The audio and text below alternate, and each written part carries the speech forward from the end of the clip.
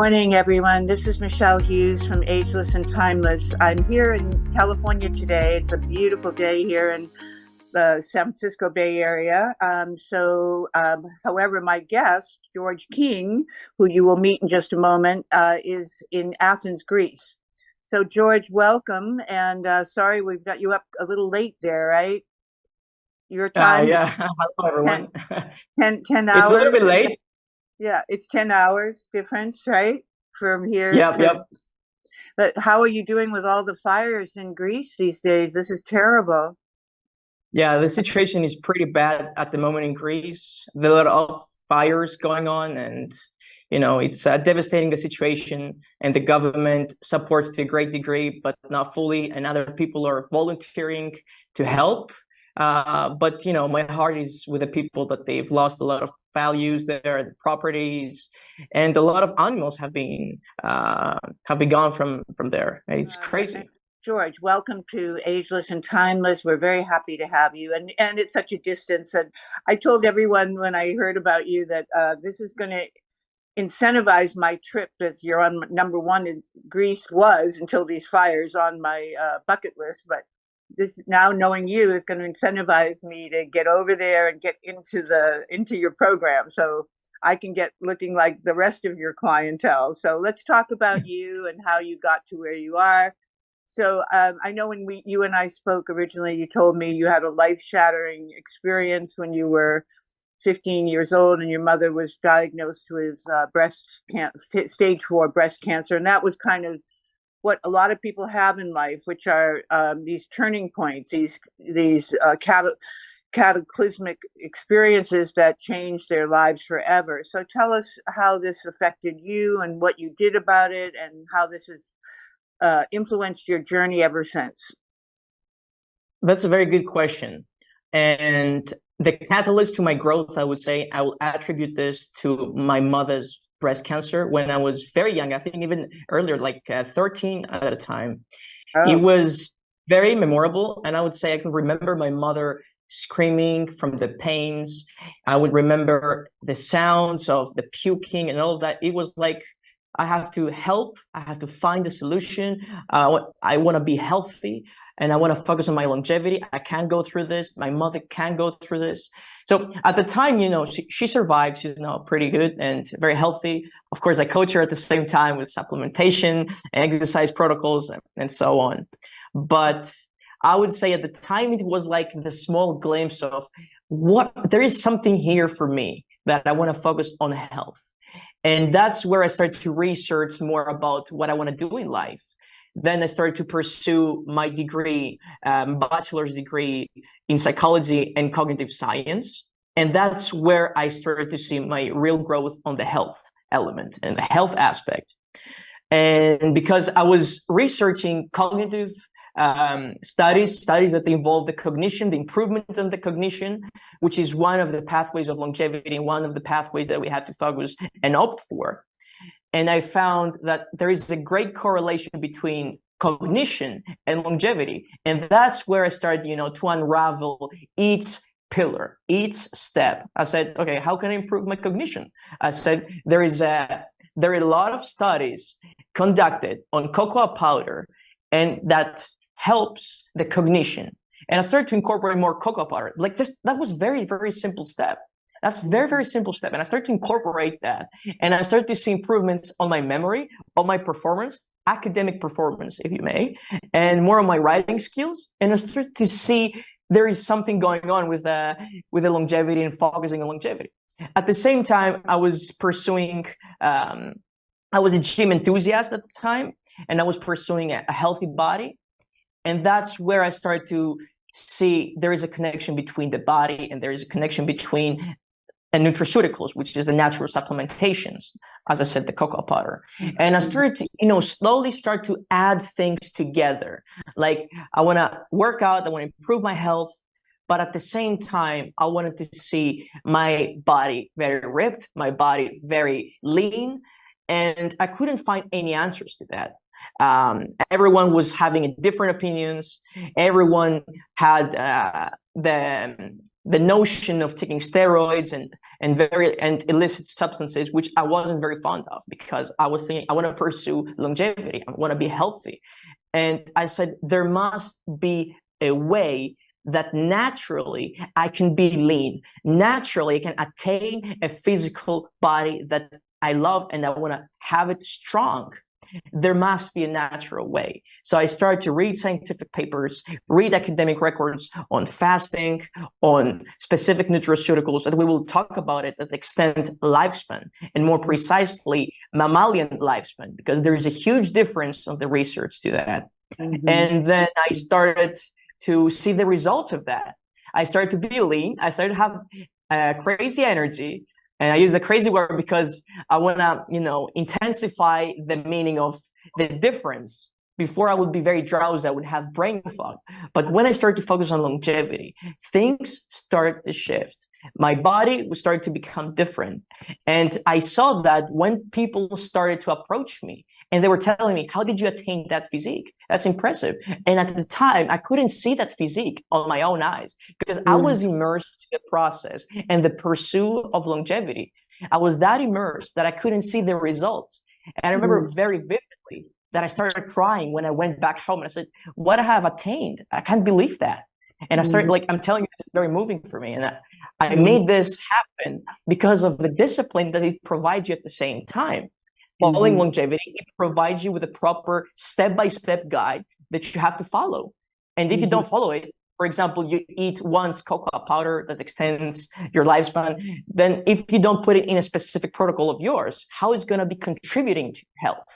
That was very important to mention. And then I started to, coach clients. And I started to see a lot of improvements to them. They were seeing the results because I wasn't the only one that I attained a very strict protocol and very strict nutrition based on longevity. I started to see clients attaining physiques like mine, similar to mine, and that was where I said, this is something here for me. So one thing I wanted to say to you is this may be a language thing, but you're saying cocoa powder, but I think you mean cacao, which is very different and much more healthy for the body. In the folk community, most people know it as cacao, yeah. European Wellness, founded by the iconic and widely published Professor Dr. Michael Chan, is the world leader in stem cell and peptide therapy, with 26 medical and aesthetic spa locations primarily in Europe and Asia. Their website, www.europeanwellness.com, details the wide range of wellness products that can be ordered using the Ageless code for a 10% discount. They will also offer our viewers discounts on medical and cosmetic services and products if they choose to visit the clinics. I have firsthand experience using their wide range of science-based stem cell and peptide products and am now a loyal customer. Go to their website, www.europeanwellness.com, for more information about this exciting company. I understand that, this event with your mother was the incentive, and then the rest was then up to you. Obviously, you had a reason and a set of intentions that you just explained, and I think those are admirable. This is where I think people end up maybe falling off the wagon, so to speak. They see a goal, they have a goal, like you did, and they want to achieve, and then they get into the actual process, the protocol, and they can't seem to do what you did. What is it that you think separates you, a person like you, from a lot of other people who just cannot achieve the way you have, the huge dramatic changes in your body and your health? What are those characteristics that people need to look at to evaluate whether they can be a candidate for a program that's as rigorous as yours? I can say I had a certain inclination to health as a teenager. So I would say this had a pivotal role to my growth and my determination. But I would say that personal traits that someone has to cultivate in order to pursue something strict as that is something very let's say it might sound not weird, but it might sound very vague. I would say is the love of thyself. And I mean the love of thyself that you first have to acknowledge that you love yourself to a great degree and you want to move a step forward.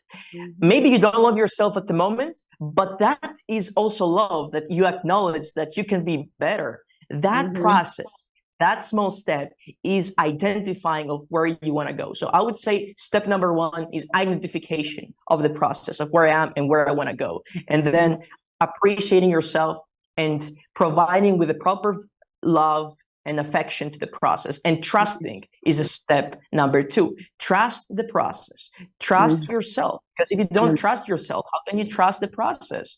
Which Mm-hmm. I see a lot of clients have a struggle with, is they don't trust themselves, they don't trust the process of the protocol or any protocol of longevity. So what I tell them is, I want you to first trust yourself and trust the process. You're going to make an agreement between you and the process, and Mm-hmm. then set it for 6 months, not 3 months, not 2 months, not 1 month, just 6 months, because in 6 months you can completely transform any human body that exists. In 6 months, anyone can transform. So make a contract with yourself.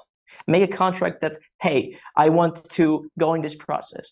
And I would say what helped me a lot on that, which is very beneficial for everyone who's listening, is I had two other friends and then became three, that we followed this specific protocol, that we followed very strict diet, and that motivation, we exchange that energy to each other, and that pursuit that we will go tomorrow to the gym, that we will follow the specific nutraceuticals, that we will drink the shake at the end of the workout, and we will be fasting all day long. It was like a commodity for us to work this way. So we were working as a team independently, if you may. So that was Mm-hmm. quite intriguing in an aspect of keeping yourself in the process, because a lot of caveats do exist in that process of losing a person, breakups, psychological things, and Mm-hmm. so on. So we have to be strong and independent in order to trust the process. So it Mm-hmm. comes with a determination and trust, I would say. And that a lot of people say put visualize like just do a mantra that says basically, reinforces your goals by just saying them. I am this, which, I am ripped, I am fit, I am healthy, and those things kind of get into the cognitive side that you were studying, so that people begin to believe, and what you believe you can achieve, right? That's correct. That's correct. So tell us a little bit more about the program itself. So if I were your client and I were in Athens with you, what would we be doing? Let's start the day. How would it unfold? First is the step, as I told you, trust me and trust the process. I believe like we can step forward to that, because what played also important role to that was I trusted the literature behind the longevity. So that's very, very important to mention. I would say step number one is getting ready for something very rigorous. And I mean, rigorous is 20 to 23 hours of fasting is quite rigorous for individuals that they haven't fasted. So Right. a step to the introduction to fasting is 16 hours, and the goal is to increase this duration to 18 hours. So we start with 16 hours. We Mm-hmm. start by devoiding entirely the breakfast and Mm-hmm. break the fast in the 16th hour. So it's a eating window of 8 hours. And Mm-hmm. then we split the meals on how you're gonna be working on the meals, on But specific, and I can speak about nutrition later. Um, but George, so yeah, excuse me for interrupting, but that's really easy, because if you go to bed, I mean, I'm saying this, from personal experience, but if you go to bed, let's say at 10 o'clock, 10 p.m., and you don't eat until the next day at, let's say, 11 or 12, well, let's see, how many hours? That's 13, right? So, okay, so let's just say you wait till 1 or 2. So there's your 16 hours, right? 10 a.m., 10 p.m. at night to 10 a.m. the next day is 12 hours, and then 4 more, 11, 12, 1, 2. So yeah, maybe it isn't so easy, because a lot of people do need that first meal, but yet what you're providing them is an elixir that will keep them going, because they're going to be doing workouts too. So that's uh, correct. But I mean, honestly, I think if you use sleep as a part of that fasting, there's, 8 or 9 hours right there of the 16. So Yep. I'm just trying to simplify it for anybody that's listening that's saying, oh, I could never do that.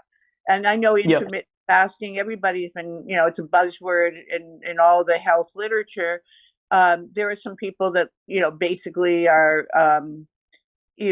for it. And then there are others that find reasons for it not to be good. And I think the biggest reason that I hear from people that are criticizing any fasting is the need for protein, and that the body needs protein, and you're not getting the protein obviously as much when you're not eating. So let's focus on that just for a moment, because it is an objection about fasting.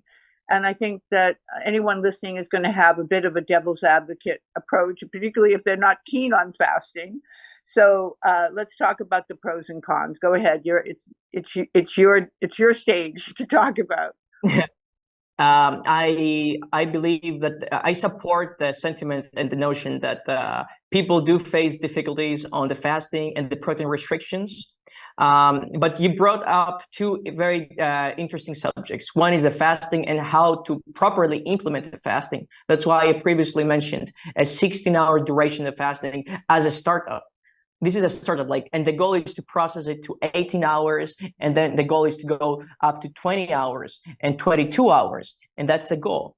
Now, there is an interesting literature behind the exceeding the window of 24 hours, which is going to be very challenging for people, and I don't support that, because the catabolism that the body will face is quite increased, and that's not contributing for being ripped and having a lean physique. This is very, very important, because if we talk about getting ripped, at the same time, we need to provide the proper nutrients and the proper, as you said, the proper proteins and amino acids to provide the growth to our body. So if we exceed the 24 hours of the fasting, is a big no if someone wants to get ripped. But to come back to the protein intake, there is an interesting literature behind the restriction on the protein, and that extends the human lifespan, the mammalian lifespan, let's say, for the proper wording, let's say. And in my case, I consider the intensity and the intensity of the workouts to be attributed to how you set your protein intake. So if your training is very rigorous, I would say increase the protein intake. And now, what is a proper protein intake that we can talk about? Ideally, I would say not to surpass 120 grams of protein intake an individual, which is quite high protein, and 85 grams to 125 grams, I believe, is the duration and the range that we have to consider for protein intake. Now, of course, that depends to individuals and the needs that they have. But here comes the answer to how can I provide the proper protein to my body while I'm fasting.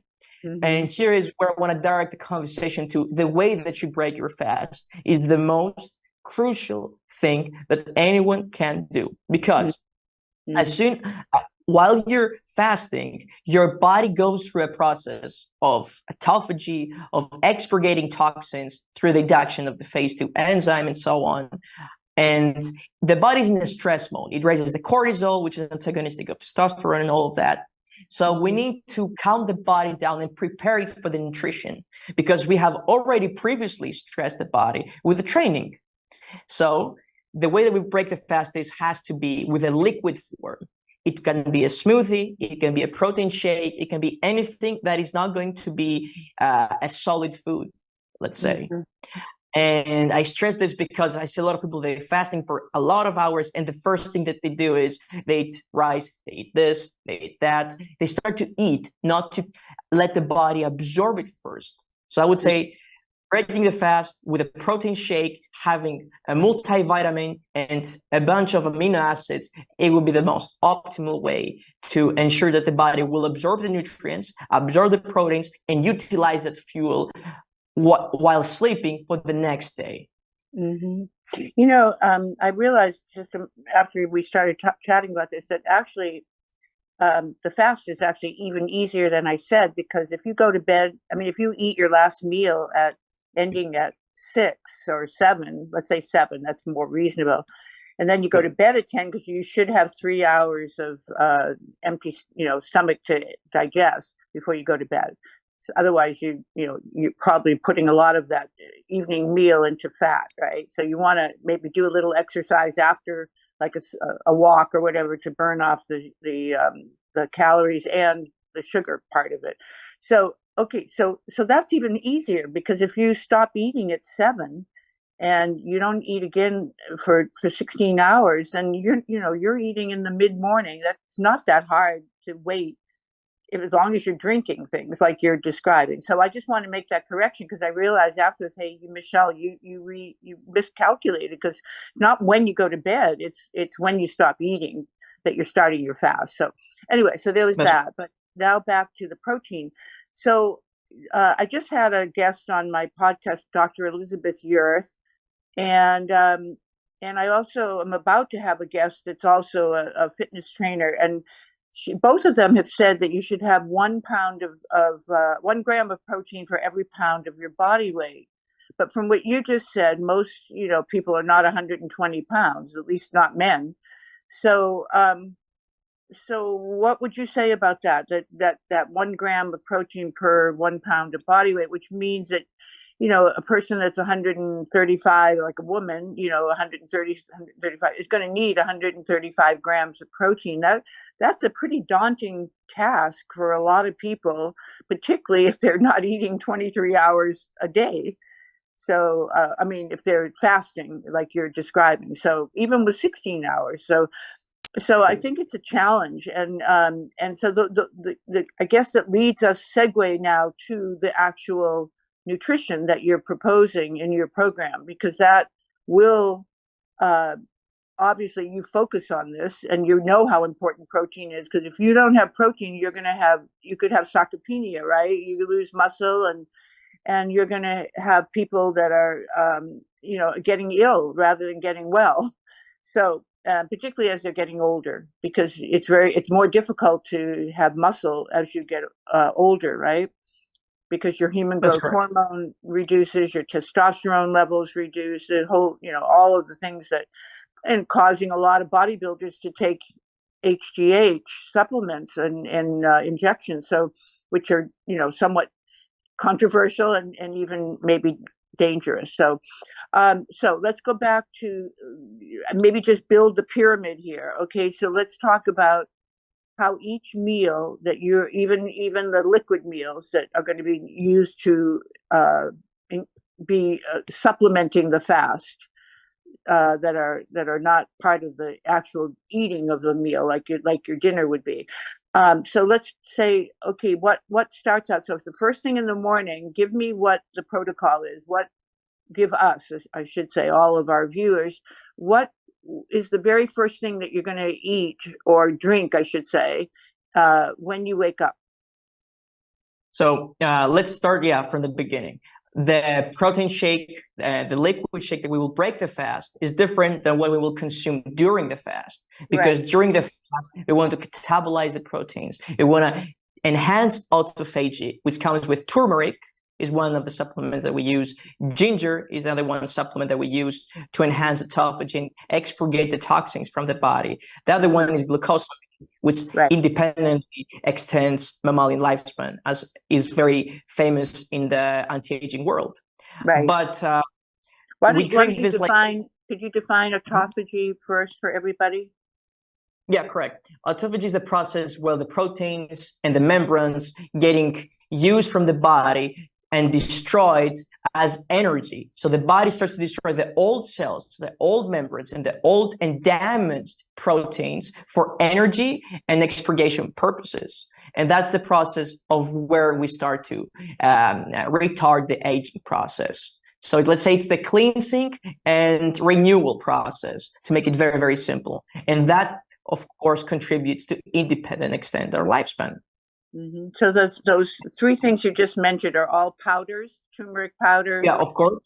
or curcumin, glucosamine powder, and That's correct. That's correct. yeah. So how do people go and get these powders? Where do you suggest they go if they want to start this program on their own?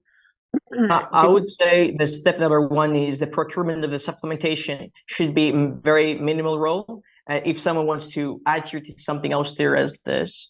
And the first step is to procure supplements that they're extractive, so we can avoid any gut issues that many of my clients have coached. They do have, and they had because the process of the fasting helps them heal. I would say the ginger, it should be procured as a ginger extract from an online pharmacy, from an online platform, just to make sure that it is an extraction version of the herb. And I stress this because a lot of people are very they have issues with some botanical infusions and some herbs, and that's a caveat because that the herbs contain a lot of things. So if we want to minimize the problem, then we want to use and maximize, of course, the results. We want to use extractions of the herb. So ginger extract, turmeric extract, and glucosamine, which is already an extracted version, can be procured from a pharmacy, an online platform. Just make sure it's an extraction version. And then how do you mix those three to get the elixir? This is the morning autophagic elixir, which is diluted in warm water, 100 milligrams, 50 milligrams. It really depends on the person, and slowly sipping it until the full is consumed. And where's the protein in that elixir? This is not in the protein because we don't break the fast yet. This is like to cleanse it. Okay. The protein comes as soon as we finish the fasting window, which is, it depends on the person, 16 hours or 18 hours or 20 hours, then we have the protein. Then the proteins, because the protein spikes the insulin, spikes all those anabolic hormones that we need to spike. While in the morning, while the process goes by and the autophagy is high, we don't want to spike the mTOR. We don't want to spike all those hormones because we want to use the autophagy. So when we want to retard autophagy is the process after the training and the process at the end of the fasting window, which is when we break the fast. So when we break the fast is where we induce and incorporate the protein intake to be in a liquid form. As I said, the elixir. Now, what about the cacao powder? Where is that fitting in? This is on the protein shake that we break the fast. It fits on the protein shake. We break the fast. It has the protein, the plant-based protein, and it has the cacao powder.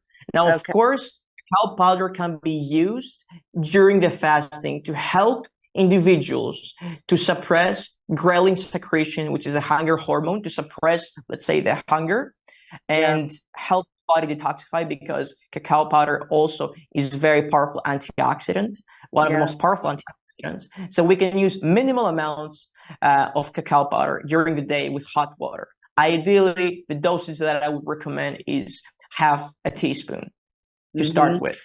And somebody can, in the beginning, somebody can use a teaspoon, but I would recommend half of a teaspoon to start. So what did you think about what I said on the protein, about 1 gram of protein per pound of weight? Would you be supportive of that thesis, that is it's much higher than what you just said, but would you maybe agree to that, or do you think you have an objection to that? I'm not averse to that. I would say it really depends on the individual. Like, as much as I want to give a crystal clear answer, it really depends on the individual. But this is a good foundation. But someone can have issues with high protein diets. Someone can have gut issues. There are certain elements of the protein, especially on the high protein, that we have to face. I had a client of mine, for example, that he couldn't digest high amounts of protein. If we exceeded 35 grams on every meal of protein, he would stay in the bathroom forever. He would not be able to digest it, and he would be sick. So that comes back to the other element that I talked to you about, was what is the ideal protein intake? And that really depends on the individual's needs and how can the body utilize that protein, because most of the protein maybe is not utilized from the body. How can we know if we experience gut issues, abnormal pains, and so on? I would say that reference that you mentioned is good to start with, but it really depends on the individual intensity of the workouts, and if someone has high expectations to grow more muscles, let's say. Right. Okay, so now we're at the 16 or 18 hour point. Then what happens? At the time, if we decide that we want to break the fast at 18-hour, then we include the elixir that has the protein, the plant-based protein, no whey protein, nothing that will spike the insulin very high. We want to spike insulin at the time. So we break the fast. That's why we call it the break fast, because we break the fast at the time. Right. So we have the cacao powder, the plant-based protein, and amino acids, and the multivitamin, and an enzyme that will help the body break down the protein, which is bromelain, which comes from the pineapple, and it's very familiar in the longevity sphere. It helps a lot to break the elixir, and it helps a lot to the body to digest it and process all of these amounts of protein and the stress that this shake might induce, because everything induces stress. So this is the way that we break the fast. You can add it in water, or it depends if you want to, let's say, use milk. And I say the word milk, a plant-based drink. Say not milk, no cow's milk. Right. I would say depends on the goals of the individual. It can be in a basis of water or in a basis of a milk drink. Yeah. So milk. When you say milk, do you meant like almond milk or coconut milk, not cow's milk? That's what you clarified. So coconut milk. Yeah, coconut milk is a good one, particularly without any sweeteners. Okay, so that's at, let's say, 2:00 in the afternoon. What have you done in the morning with your clients between the time that they wake up and you wake up and start working at the physical side, in addition to the nutrition side? So what have you done so far with them in terms of their physical activity? You mean about me or about them? Well, I mean you with your clients. I'm just projecting for our audience that they're working with you, whether it's through a telephone consult, or even if they're in Athens and can physically be there with you. So either way, you're guiding them and teaching them. So so let's just say someone wants to become your client. So what are they going to do in the early morning hours physically? Physically, I would say as soon as they wake up, they have a task. The first task is to go either for a aerobic exercise or a resistance exercise. That will be defined on the goals of the individual and how fast they want to reduce their adiposity. So the first thing is, let's take a very solid basis. Someone who wants to lose fat. Okay, we start with a morning walk, because we want to avoid running. We want to avoid things that they will not be ideal for longevity, because running destroys the knees, and we have seen from various studies. So I would say brisk walking, swimming for 20 to 30 minutes. As soon as the aerobic exercise is done, then we have the autophagic elixir of the 3 supplements that I mentioned. And after that, the body is in the process of the autophagy and cleansing. This is where someone can start working. Someone depends on the routine and work. This is where the individual takes place and decides his own rituals. For me, for example, is reading and studying. Someone else can have different ritualistic, let's say, routine. And let's say time goes by, we come close to the 20-hour fasting or 18-hour fasting that we decide to break the fast. Before we break the fast, we want to ensure 2 hours we train. So before we break the fast, we train in a specific amount of window, depending on the preference of each of my clients. If someone wants to build more muscle, we want to be closer to the eating window of the 20 hours, let's say, so we can spike the human growth hormone high. We want to spike all the anabolic hormones that we suppress on the training, the autophagy we suppress on the training. We want to start to spike those anabolic hormones. And as soon as we spike, let's say, the hormones with the resistance training, after that, we break the fast with a protein shake together. And that's where the clients see a lot of potential and growth. The secret, let's say, if you want, is the closer you're to the eating window, the closer your workout should be, if you want to maximize the potential of building more muscle and counteract sarcopenia in the future. Those people are going to work, though. This is, just being pragmatic. a lot of people are, have to earn a living, so they have a job, and they're going to Yep. wake up and yeah, they can maybe do an early morning walk if they get up an hour earlier. Then they need to get ready for work. So what happens to those people that are actually in professional or occupational situations where they can't just leave their job and go out for a workout with you, Yeah.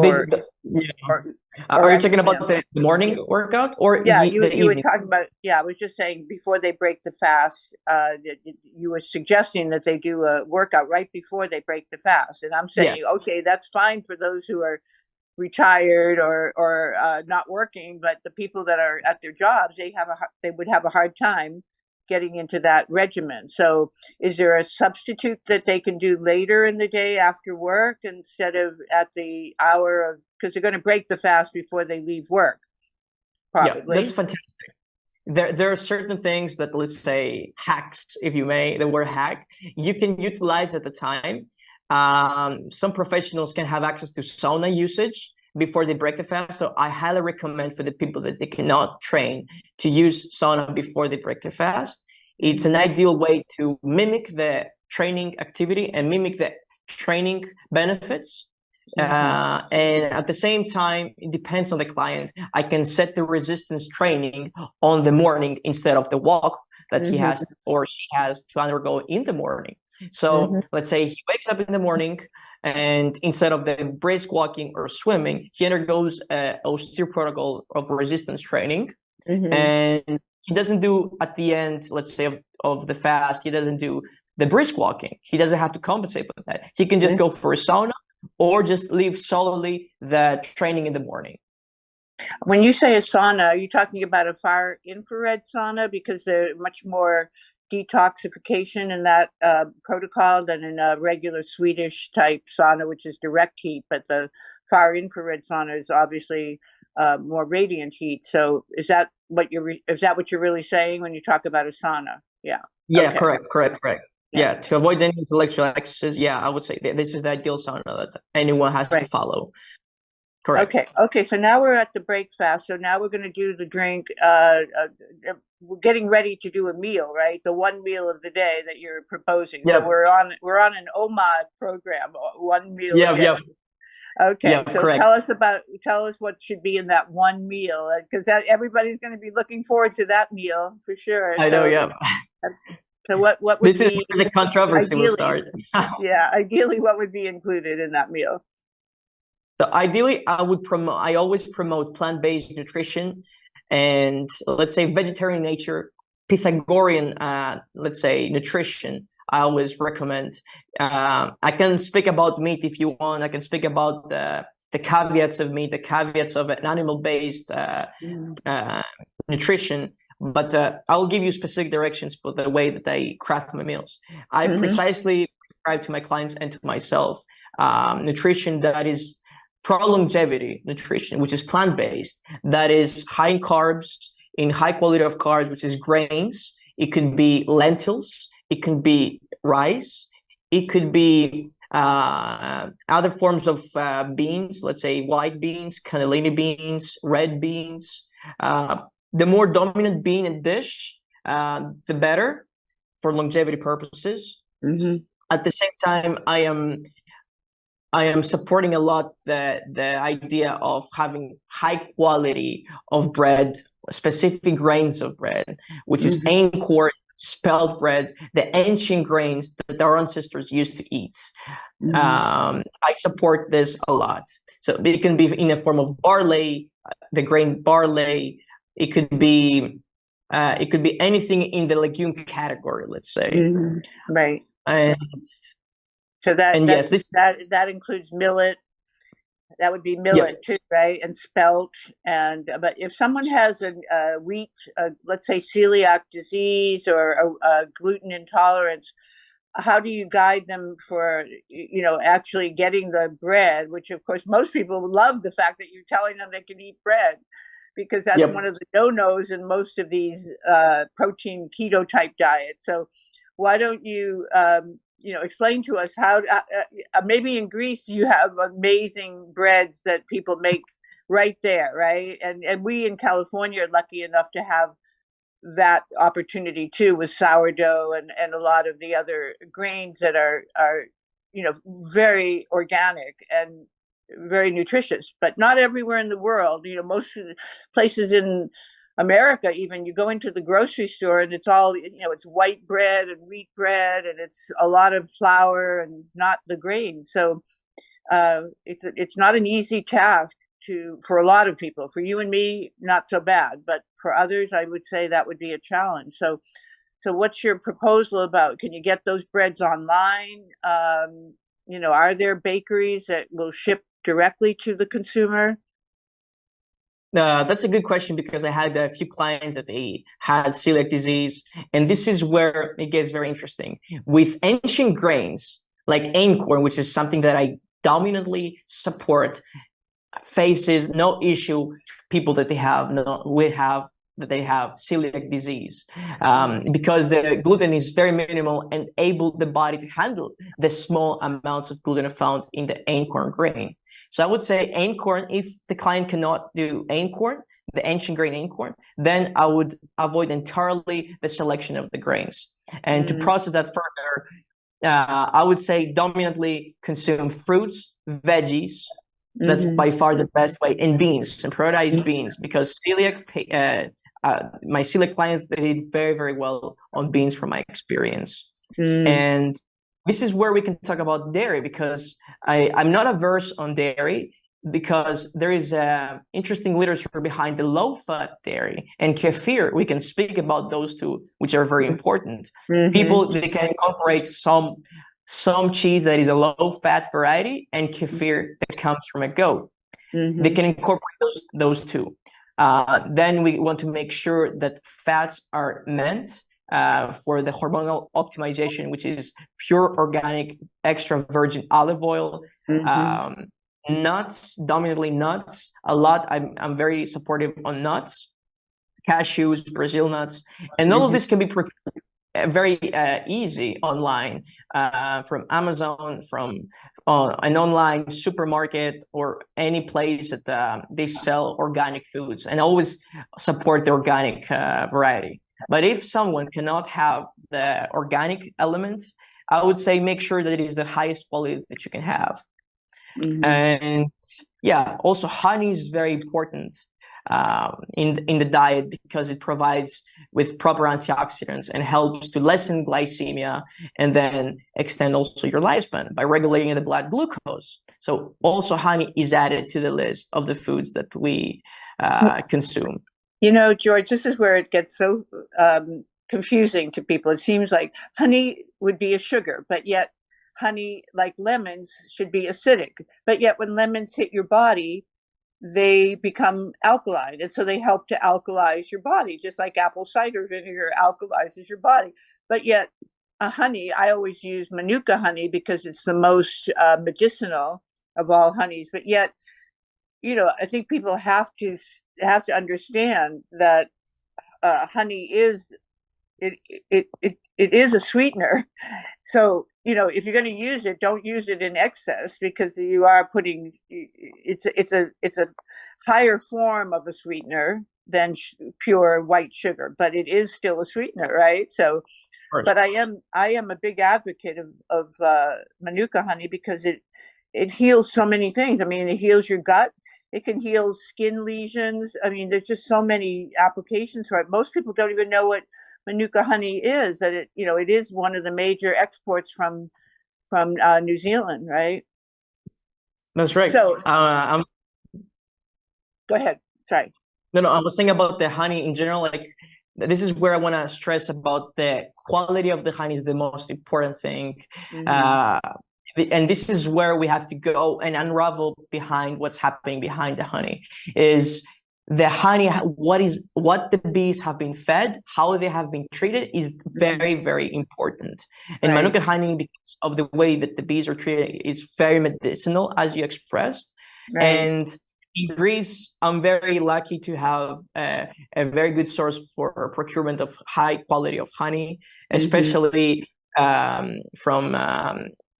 vast majority, like vast variety of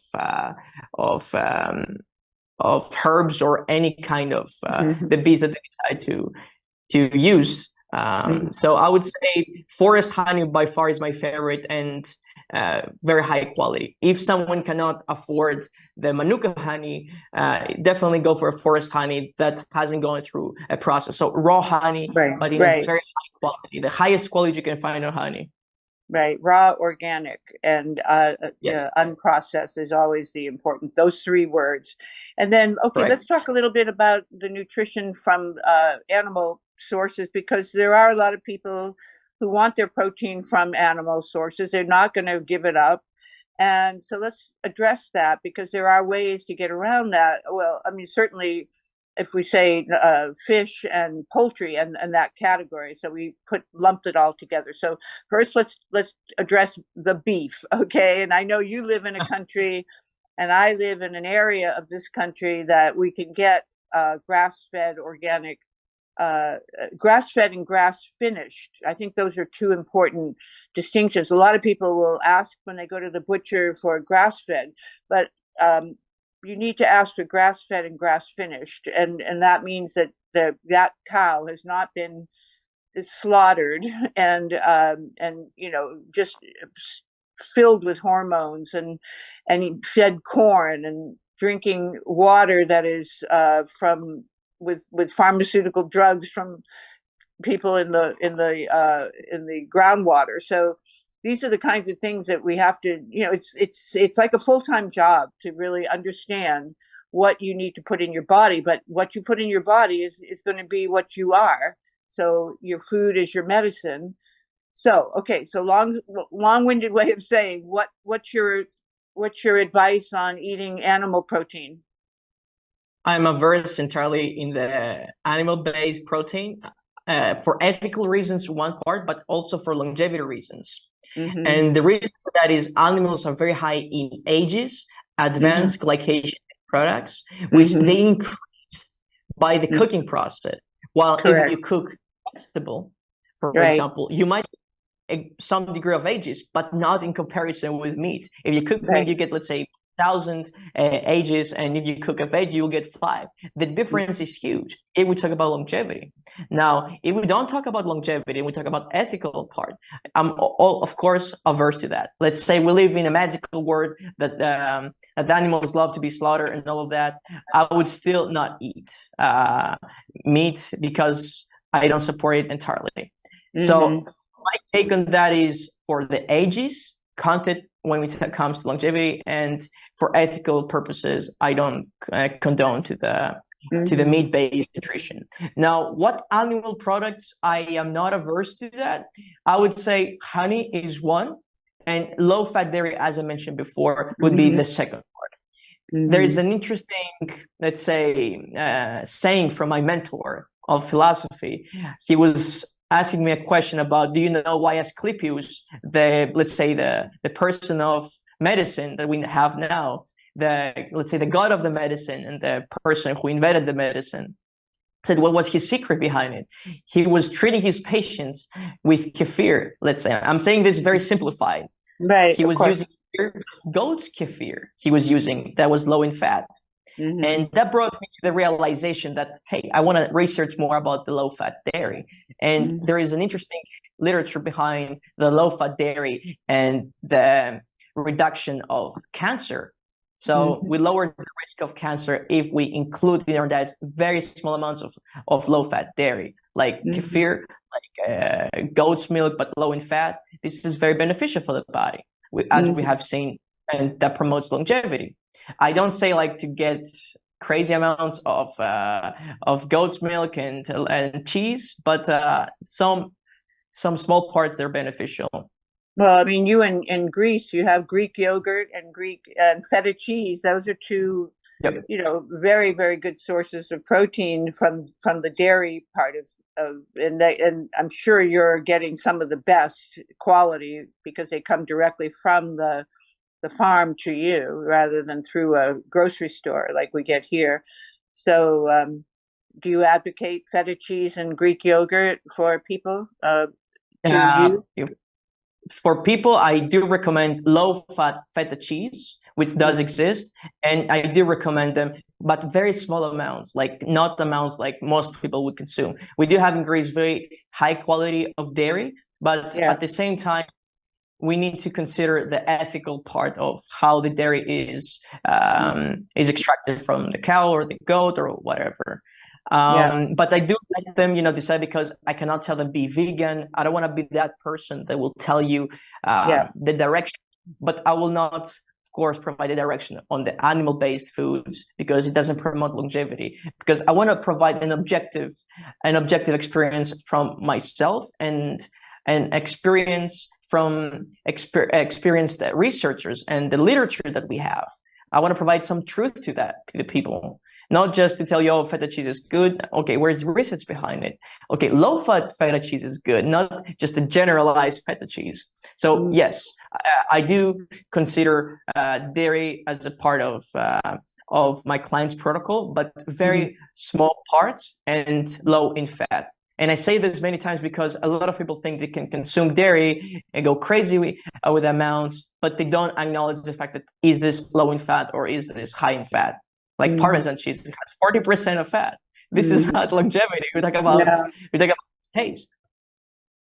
that's so I would say the safe way to the safe approach if you're going to eat dairy is to eat goat cheese or sheep's milk cheese like Manchego, goat cheese, which is you know obviously you want it from goats that have been out in the field. Tell us a little bit about fish and poultry. Then, are you against those as well, or do you advocate anyone that wants to be in your program to be able to have some animal protein or fish protein? I'm entirely averse on both, but for starting points, for some individuals, let's say most of my clients, they can't like start just directly going plant-based. I tell them, okay, start with fish, start with some part of the fish, but I'm averse to consuming fish. But if that helps you to take a step further, start with that. No poultry, no red meat, no beef, nothing. Start with fish, progress to see how much you can tolerate, and then start to slowly reduce the amount of this protein. Mm-hmm. That's my recommendation. Look, I always start them if they're heavy animal-based advocates and they consume very heavy animal-based foods. I always start them with a pescatarian nutrition, and Mm-hmm. then I move to a vegetarian origin nutrition. Okay. Okay, well, before we run out of time, I just want to say one thing about fish. If anyone's going to use the pescatarian approach, make sure that your fish is wild caught, not farmed, because farmed fish is fed things that you don't even want to know about.